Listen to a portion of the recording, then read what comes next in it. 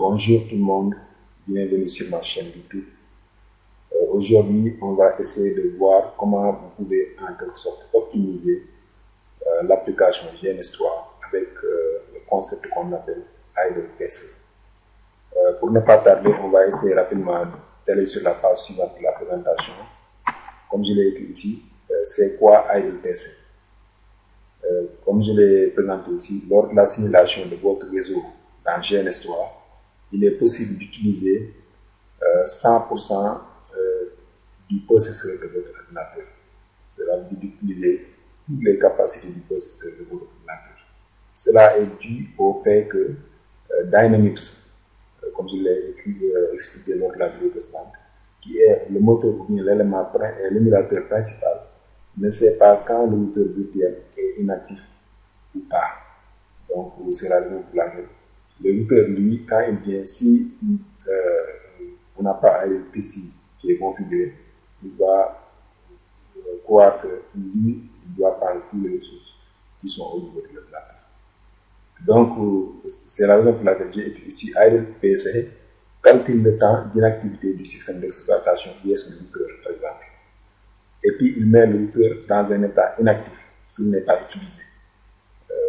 Pour vous expliquer ça, par exemple, si le routeur est en état de veille, en ce moment, Idle PC rentre en action pour faire en sorte que le routeur n'utilise pas les ressources de votre ordinateur, parce que ça n'a pas de sens. Si le routeur est inactif, mieux vaut que le routeur n'utilise pas les ressources qui sont au niveau de votre processeur. Maintenant, troisièmement, j'ai mis ici que cela réduit considérablement l'utilisation du processeur sur votre ordinateur sans perdre la capacité du routeur virtuel à effectuer un travail s'il en a besoin. Donc ça, il faut bien le comprendre. Donc c'est ça, le concept de Idle PC, qui est un concept très, que je peux dire, indispensable pour le bon fonctionnement de GNS3 et puis pour, en quelque sorte, pour le bon fonctionnement aussi de votre ordinateur qui va gérer l'application de GNS3. Donc ça, il faut bien le comprendre. Donc, on va aller sur la page suivante de la présentation pour voir comment configurer Idle PC. Comme je l'ai écrit ici, pour ne pas tarder, on va essayer d'aller sur l'application GNS3. Je l'ai ouvert déjà ici. Comme vous le voyez, j'ai déjà créé un projet. Ça, vous le connaissez déjà, je vous ai déjà expliqué ça lors de la vidéo précédente. Donc, ici, on va charger. Maintenant, on va retourner sur la présentation. On va charger, comme je l'ai écrit ici, il faut charger en premier lieu l'image de votre routeur. Par exemple, ici, on n'a pas encore chargé l'image parce que je vais vous montrer comment faire ça. On va essayer de retourner sur GNS3. On va cliquer ici. Ça représente les routeurs. Quand on clique ici, on voit les routeurs qui sont disponibles. On a les routeurs Cisco et d'autres fabricants, mais ce qui nous intéresse ici, c'est pour les routeurs Cisco. Moi, je vais prendre le routeur, par exemple, de 2600. Mais vous voyez que ça, c'est un XC grillé. C'est la raison pour laquelle c'est grillé. On n'a pas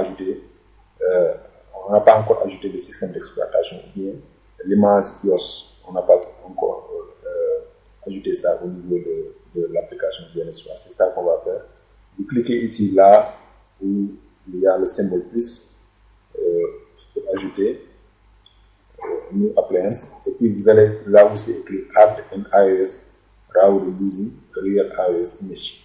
Par exemple, ça signifie qu'on va utiliser un système d'exploitation réel pour ce routeur. C'est ça que ça signifie en français. Donc vous cliquez OK. Maintenant, il va vous demander, j'ai déjà ajouté un système d'exploitation pour le routeur 7200, ça je vous ai déjà montré ça lors de la vidéo précédente.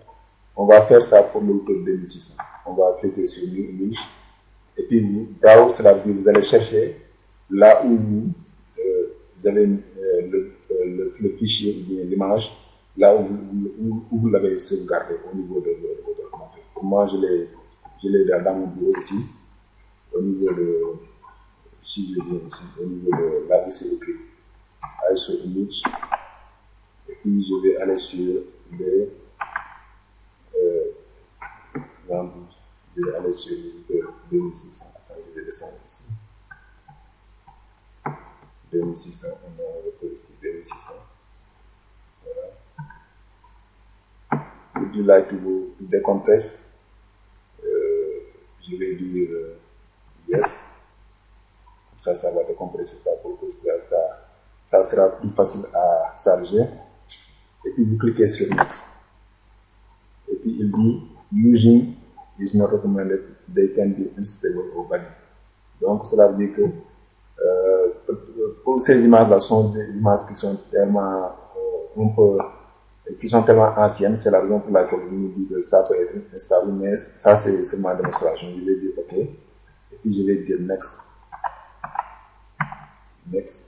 Et puis pour la mémoire, lui il va par défaut il nous propose 160 mégas. Pour moi c'est trop. Je vais prendre seulement 64 mégas. Je pense que ça suffit pour la démonstration. Et puis je vais faire next. Et puis maintenant, vous voyez ici, il nous demande idle PC. Mais pour moi, je vais dire finish. Je ne vais pas rechercher la idle PC. La raison pour laquelle je dis, parce que je l'avais testé pour le routeur 7200, mais ça n'a pas réussi. Donc c'est la raison pour laquelle je vais vous montrer une méthode plus efficace pour faire ça. Maintenant, on a ajouté le routeur. Pour l'instant, vous voyez, mon processeur est à 34%. Mais ne vous en faites pas. Maintenant, on va retourner ici sur le routeur. Quand on retourne ici, vous voyez que maintenant, ce n'est plus grillé. On va amener le routeur 2600 au niveau de l'espace de travail, comme vous l'avez ici. Vous voyez? Donc, une fois qu'on amène ça au niveau de la zone de travail, comme je l'ai écrit ici, et puis maintenant, on va démarrer le routeur. Vous faites un clic droit, vous cliquez sur Start, et puis le routeur va démarrer. Si on avait d'autres options même pour démarrer, mais ça aussi, on pouvait cliquer ici sur le bouton vert pour démarrer tout. Vous voyez que le routeur maintenant est démarré. Vous voyez l'utilisation du processeur est allée jusqu'à 73%. Vous voyez, ça monte, ça peut aller même jusqu'à 100%. C'est ça qu'on vous expliquait. Maintenant, c'est en ce moment qu'on peut rentrer en action pour faire idle PC. On va faire un clic droit. Vous faites un clic droit. Mais moi, au lieu de faire idle PC là, j'avais testé ça, idle PC simple, mais ça n'a pas réussi. Je vais essayer de tester idle PC. C'est à vous de tester parce qu'on a idle PC value qu'on peut, et puis on a autre idle PC. On va essayer de voir lequel je vais réussir parce que je l'avais testé. Vous voyez ici, il me propose des idle PC. Vous voyez, mais il dit que le idle PC avec celui qui est marqué avec le asterisk, comme vous le voyez ici, ou bien le symbole étoile, c'est ça qui est bon. The potential data idle PC value are marked with comme le symbole, par exemple, étoile que vous voyez ici. Donc c'est ça que je vais choisir pour essayer de voir. Vous voyez, pour l'instant, vous voyez l'utilisation du processeur, ça tourne aux environs de 70%. Donc je vais cliquer sur OK pour essayer de voir si ça va marcher. Et quand je clique sur OK, vous voyez que ça commence à descendre de façon très importante. Maintenant, on est à 35%. Et puis, auparavant, on était à 70%. Vous voyez que c'est formidable. Vous pouvez même essayer d'autres valeurs pour la idle PC. Si vous voulez aussi, vous pouvez faire auto idle PC. Par exemple, si le idle PC ne marche pas, on peut faire auto idle PC pour essayer de voir. Si on veut voir auto idle PC pour essayer de voir ce que ça va donner. Parce que vous voyez, ça monte encore sur les 70%. Parce que c'est à vous de jouer avec le idle PC jusqu'à ce que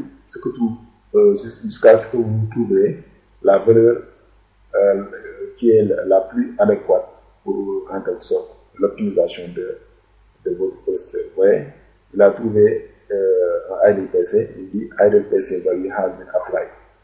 Vous voyez? quand vous cliquez sur OK, vous voyez maintenant, vous voyez que ça, l'utilisation du processeur descend de 70% jusqu'à 32%. Donc ça c'est très important parce que ça vous permet en quelque sorte, par exemple si le routeur, pour l'instant le routeur est inactif, c'est la raison pour laquelle, mais si je commence, par exemple essayons d'aller sur la ligne de commande, vous voyez, pour démarrer, essayons de voir comment le processeur, l'utilisation du processeur, ça va fonctionner. Vous voyez, on est maintenant sur 34%. Essayons de taper conf.pi par exemple, pour aller sur le global configuration commande. Vous voyez, jusqu'à présent, l'utilisation du processeur se tourne autour des environs de 35 jusqu'à 40%. Donc, c'est pas mal. C'est la raison pour laquelle je vous conseille de, à chaque fois que vous ajoutez une image iOS d'un routeur, de configurer le idle PC. Parce que le idle PC, c'est un élément tellement fondamental qui réduit en quelque sorte de façon importante l'utilisation du processeur par vos machines virtuelles ou bien vos routeurs virtuels, comme je viens de vous le montrer sur cet exemple. Je pense que vous avez appris quelque chose avec cette vidéo. Je vous remercie d'avoir regardé et je vous remercie à la prochaine. Merci.